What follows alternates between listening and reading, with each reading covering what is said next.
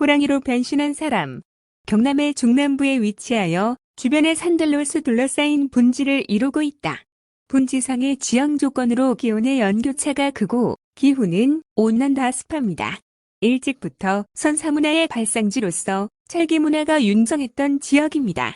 1983년 경남도청이 이전 기계공업과 행정중심도시로서의 면모를 갖추었고 1995년 창원군을 편입하여 도농복합형 도시로 제도하기 기회를 맞았습니다. 옛날 아주 먼 옛날 창원 땅의 자연마을의 구시성에 젊은이가 살고 있었답니다. 가진 것은 아주 적었지만 무척 힘세고 착했습니다. 거기다 효성이 아주 지극했습니다. 효자 청년으로 이름이 나 있었습니다. 그러나 나이 많은 어머니가 날로 기운이 쇠해가고 있는 게 여간 마음 아프지 않았습니다. 뭘 좀 몸에 보가 되는 것을 해드려야겠다고 생각했지만 워낙 어려운 살림이라 아내와 함께 머리를 싸매고 궁리해 보아도 별 도리가 없었습니다. 그러자 젊은이는 어머니는 아내에게 맡기고 마을 뒤에 정병산 중턱에 있는 바위굴에 가서 산신께 빌기로 했습니다. 소년 시절의 구시 청년은 그곳에서 무술을 닦으면서 산신께 기도해 본 적이 있었습니다. 기도를 하고 있는 굴 밖에는 밤이면 늑대가 으르렁대고 나면 이내 또 호랑이가 사납게 울부짖었습니다. 그러나 구시 청년은 어머니를 구하고 싶은 효심 하나로 잘 견뎌내었습니다. 산신령님, 진작에도 저를 도와주셔서 고맙습니다. 이제 어머니를 위해 기도하오니 부디 이 효심의 소망을 거두어 주소서. 그는 몇 날 며칠을 두고 간절히 빌고 또 빌었습니다. 그러던 어느 날 야밤중이었습니다. 기도하느라고 감고 있는 눈앞이 환해지는 듯해서 청년은 눈을 떠보았습니다. 문득 옹굴 안에 광선이 넘치더니 산신령이 나타나는 게 아닙니까? 흰 수염을 길게 들이운 노인의 모습이었습니다. 몸을 떨고 있는 청년에게 산신령은 책 한 권을 주었습니다. 그걸 받자 청년의 몸은 더 한층 심하게 떨리는 것이 있습니다. 네, 효성이 하도 지극해서 이 책을 준다. 한밤중에 이 책을 보면서 책에 있는 대로 긴 주문을 외워라.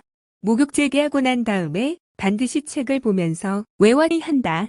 그로써 내가 호랑이로 변신할 것이니 밤중에는 호랑이로 나다니다가 새벽이 되어 날이 새기 전에 다시 또 책을 보면서 주문을 외워야 한다. 그러면 다시 사람이 될 것이다.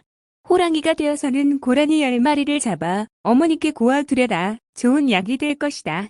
그러나 명심해야 할 일이 있다.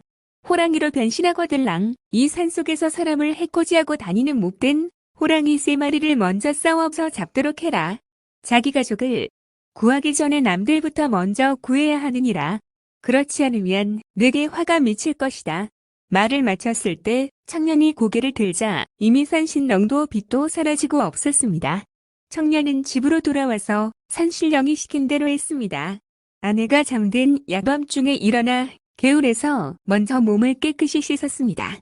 그리고는 방으로 돌아와서 초롱불을 켜고는 책을 펼쳤습니다. 책에서는 향이 그윽하게 피어 올랐습니다. 우니 뭐니 우니 뭐니 우니 으르으로 으르르 이렇게 시작되는 긴 주문을 책을 따라 읽었습니다. 그러자 갑자기 피부가 근질근질해지는 게 아닙니까? 온몸이 스물스물하기도 했습니다. 이게 웬일입니까? 청년은 한 마리 왕범으로 바뀌는 게 아닙니까? 왕범은 그 길로 정병산으로 달려갔습니다.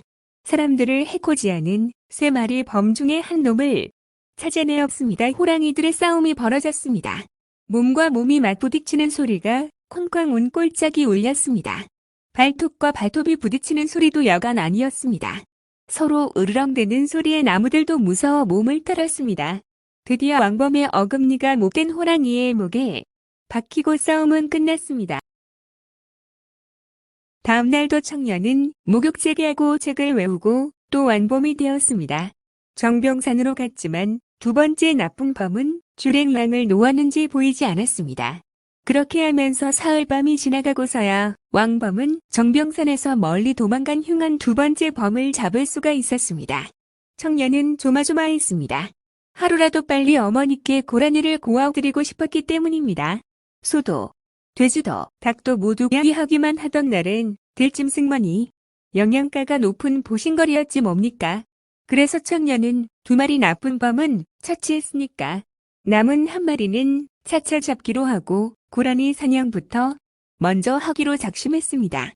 다음 날부터 그는 밤마다 목욕제기하고는 책을 따라 주문을 외우고 호랑이로 변신했습니다. 그리고는 하루 밤에 꼭 한 마리씩의 고라니를 잡아서 정성껏 어머니께 고아드렸습니다.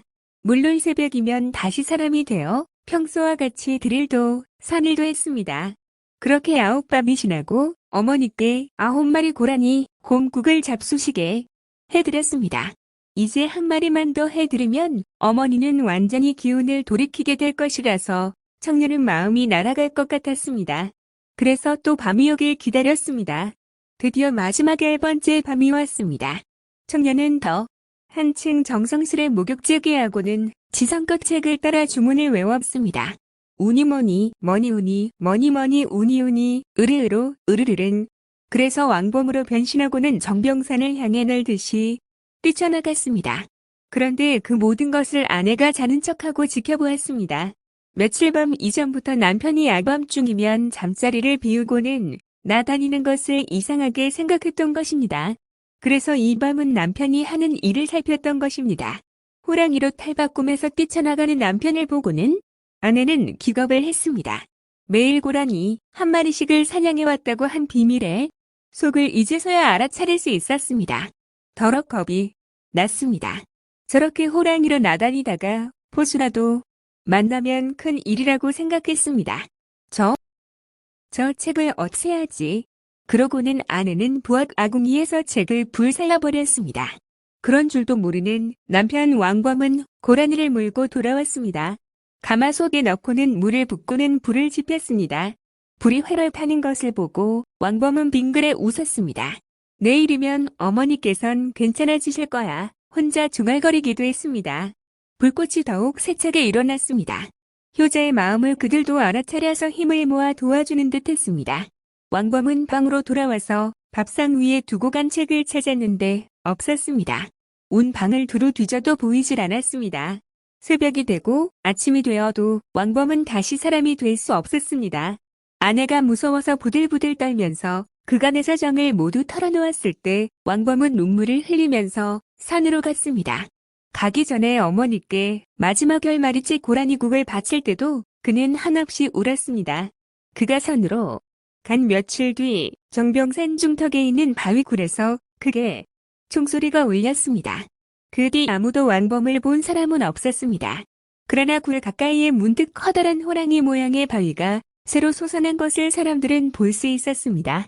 눈을 크게 뜬 그 바위 호랑이 머리는 자여마을, 그 옛날의 구시 청년 집을 향하고 있었습니다.